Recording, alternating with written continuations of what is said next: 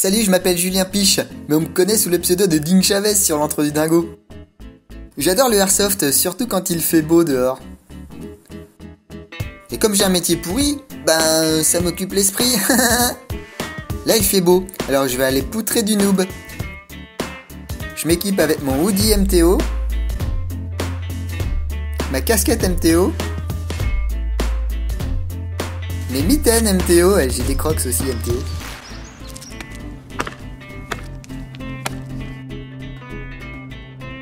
Mes lunettes MTO.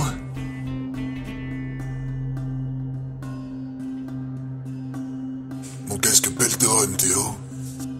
Je charge mes billes en céramique de tungstène MTO. J'engage mon chargeur MTO dans ma MTO Operator.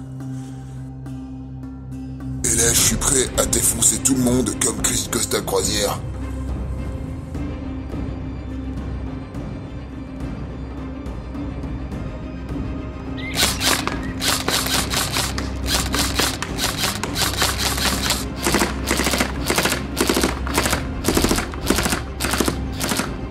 Et bon, alors des fois j'ai plus de billes, alors ça m'énerve, et puis ben je rage un petit peu, et puis voilà.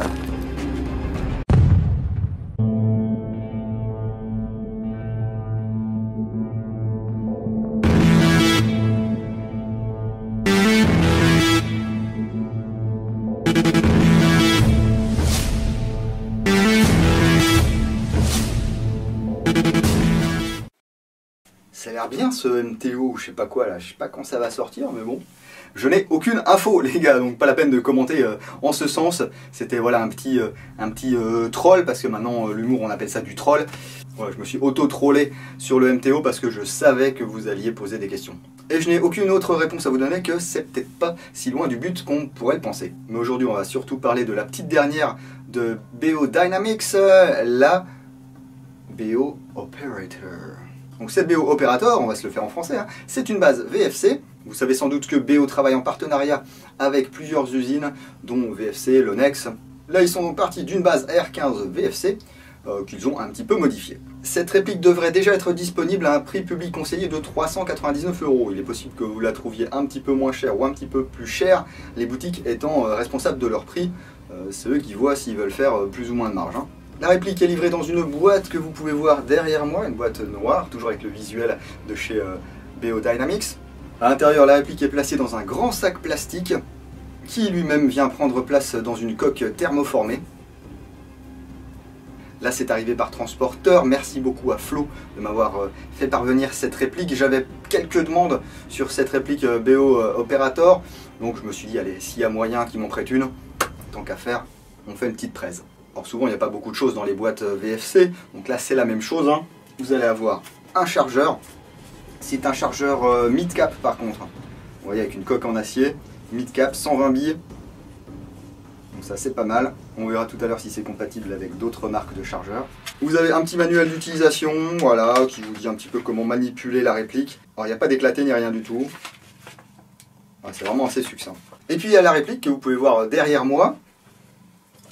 Hop. Donc une réplique voilà, qui ressemble à un R15, hein, tout simplement, vu que c'est une base d'R15. Mais il y a quelques petites spécificités, on va y revenir. BO ne cache pas du tout l'origine de cette réplique. Hein. Vous voyez, c'est bien une collaboration entre BO et VFC, donc c'est pas un simple repack. Hein. Ici, vous pouvez voir le fameux logo MTO Platform, c'est-à-dire que si vous achetez cette réplique, vous serez ensuite éligible à l'upgrade avec le MTO. De l'autre côté, vous retrouvez également des marquages BO Manufacture. Je regardais le numéro de série là. À mon avis, elles sont numérotées, hein, les répliques. Hein. Donc là, c'est là 000055. Waouh. La peinture est sympa. Franchement, c'est un peu gris, gris foncé. C'est pas vraiment du noir. Ça ressemble un petit peu aux peintures des dernières répliques là, Avalon. Donc c'est pas mal. Bon, au niveau du pontet par exemple, ou de la poignée pistolet, il n'y a rien de bien folichon, j'ai envie de dire, c'est du classique, hein, classique M4. Vous n'avez pas de contrôle ambidextre, hein, ici le sélecteur 3 positions il est situé sur la gauche de la réplique, donc idéal pour les droitiers. Si vous êtes gaucher, il faudra vous adapter les gars, comme d'hab, malheureusement. Et ici on va avoir un levier d'armement, pareil, classique, mais hop, on a un bolt catch. Donc ça c'est pratique pour aller régler le hop-up qui se trouve ici. Donc c'est une petite molette. C'est le bloc que met VFC sur ses répliques depuis maintenant quelques années. Hop, j'ai fini de régler mon hop-up. J'appuie sur l'arrêtoir de la fausse culasse et tout revient vers l'avant.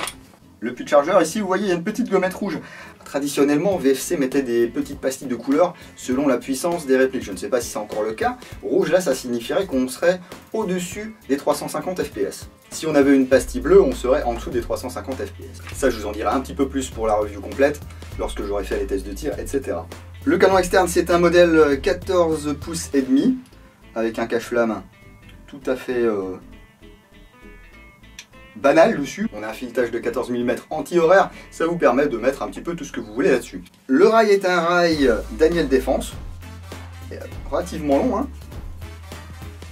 Ah, vous voyez, il y a un Picatinny de chaque côté. C'est un rail flottant, donc il n'est pas relié au canon externe. Et puis vous voyez dessus, ici à l'avant vous avez hop, le guidon. Et à l'arrière, le huton. Ce sont des modèles en plastique rabattables. C'est assez solide, hein. Il n'y a pas de jeu dessus. Ici, on peut le régler en hauteur, donc avec un petit cran de mire en métal. Et à l'arrière, vous allez pouvoir modifier la dérive. Et puis ici, vous avez un petit œilleton là qui vient se rabattre. Donc si vous avez besoin d'un peu plus de précision ou d'un peu moins de précision.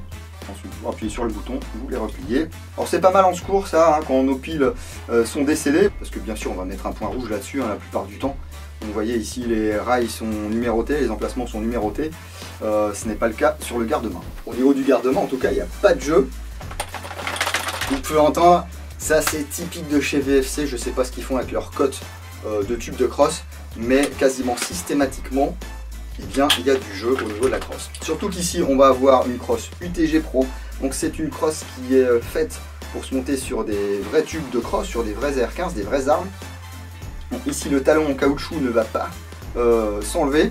Alors j'avais cru comprendre que BO travaillait main dans la main avec l'UTG pour essayer de faire un modèle Airsoft de cette crosse. Sur laquelle on pourrait enlever justement cette plaque de couche et puis mettre ensuite des éléments de batterie sur les côtés ici, parce que là pour l'instant c'est pas faisable, vous avez que l'emplacement du tube de crosse pour pouvoir mettre une batterie. On peut remarquer de ce côté un emplacement pour attache-sangle QD, ça a l'air vissé, oui c'est vissé, donc il est fort possible que vous puissiez le changer de côté. Voilà, c'est une crosse qui est quand même bien finie, hein. Ici on voit que vous n'aurez pas les emplacements des différentes positions de crosse. Donc ici 5 trous, donc 5 positions, et puis ici on retrouve la connectique Tamiya Mini. Ce qui est sympa c'est que maintenant quasiment systématiquement vous allez avoir ici un anneau d'attache-sangle ambidextre. Donc ça c'est sympa, ça évite de racheter des pièces et tout, ou trouver des systèmes. Donc moi je trouve ça appréciable que ça soit démocratisé maintenant sur la plupart des répliques. Non franchement c'est pas mal. Alors après il faut être fan de ce genre de réplique bien sûr, hein. On va me dire ouais, encore une M4, pourquoi ils sortent que des M4? Et bien tout simplement parce que les M4 ça se vend les gars. Alors normalement ici si j'enlève la goupille avant, hop, je vais pouvoir séparer le upper du lower. Des fois c'est un petit peu dur. Voilà. Donc ici vous voyez le piston rouge. Je pense que ce sont les nouvelles gearbox de chez VFC. Alors pas celle qu'il y a sur les Avalon avec le MOSFET intégré. Bah, en fait c'est quasiment la même mais sans le MOSFET intégré. Donc on a quelque chose de relativement sympa. Vous voyez ici c'est pareil, on ne peut pas cacher l'origine de la gearbox, hein. En même temps c'est pas ça l'idée. Cette gearbox qui est équipée d'un changement de ressort rapide. Alors on verra dans la review complète s'il suffit simplement d'enlever le tube et qu'on a accès ensuite par derrière, ou s'il faut quand même sortir la gearbox du corps de la réplique. Ça fait gagner un petit peu de temps, mais c'est quand même plus sympa quand il n'y a pas besoin de tout enlever, hein. Hop, ici le canon. Voilà, donc on a un canon en laiton. Je ne saurais pas vous dire quelle taille il fait, ni son diamètre. Ça c'est pareil, on en parlera dans la revue complète. Et puis ici donc le bloc avec sa molette. Ce sont de bons blocs hein, d'origine, donc n'allez pas gaspiller de l'argent à acheter un autre bloc hop-up pour un ProWin ou que sais-je. Franchement vous allez dépenser 30 balles et puis les performances seront exactement les mêmes, hein. Je vais remonter ça, on va voir la compatibilité avec les chargeurs que je possède. Donc ici un chargeur Airsoft System.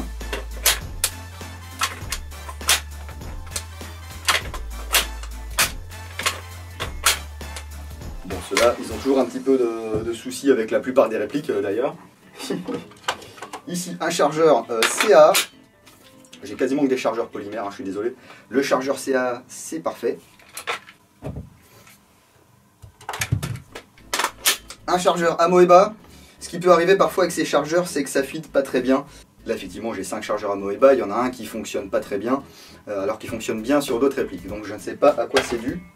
Ici, un chargeur OPS, type PMAG, enfin EMAG plutôt, avec balle apparente. Voilà, ça fonctionne. Un petit chargeur ici, Revolt Army, donc c'est un petit mid-cap, me semble-t-il, ouais. Taille basse, comme les jeans. Donc voilà, ça donne un petit look sympa avec le petit fast mag là. Ensuite ici un chargeur ATM. Il y a un tout petit peu de jeu, mais je pense que ça feed. Et puis ici un chargeur Guegui. Voilà, donc cela parfait, pas de jeu. Et puis vous voyez, le téton est sorti, donc c'est que ça va bien vous pousser vos billes. Hein. Non, c'est pas mal, on va mettre une batterie là-dedans, on va voir un petit peu comment ça réagit. Je vais mettre une LiPo 7V4, hein. Ne soyons pas trop foufou. C'est un chariot normal à l'intérieur, c'est pas un micro switch, il n'y a pas de MOSFET.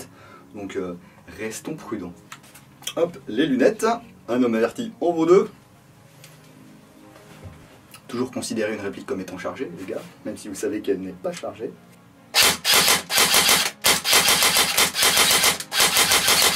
Ah, ça claque pas mal, hein.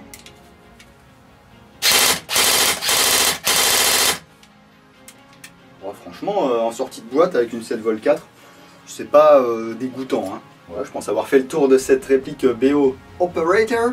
Si vous êtes un operator, parce qu'il y en a de plus en plus en airsoft des operators, donc n'hésitez pas à passer dans votre boutique favorite et puis tricoter un petit peu cette BO Dynamics.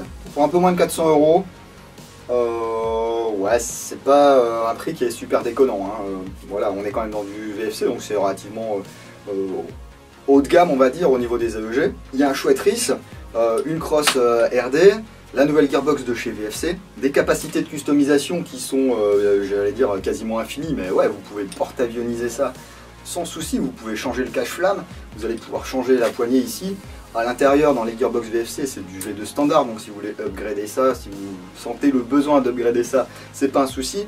Au niveau du canon, du joint hop-up, c'est pareil. Reste l'inconnu de la puissance en sortie de boîte sur ce modèle. Reste à savoir également si c'est un vrai système de changement de ressort Quick Detach, c'est-à-dire qu'on n'a pas besoin d'enlever la gearbox. Mais ça, je vous dirai tout ça sur le blog lors de la review écrite complète. Je remercie encore une fois Flo chez BO Manufacture qui m'a prêté cette réplique pour que je puisse vous la présenter. N'hésitez pas à réagir en bas sur cette réplique, à dire ce que vous en pensez. Toujours en étant correct et de bonne humeur s'il vous plaît. On reste dans le cadre d'un loisir les gars. Donc si vous arrivez à vous exciter pour un loisir, franchement, faites autre chose, vous voyez un psy. En ce qui me concerne, je vais profiter du beau temps pour aller faire les tests de tir. Et puis je vous retrouve bientôt dans l'entre-deux lingots. Bise.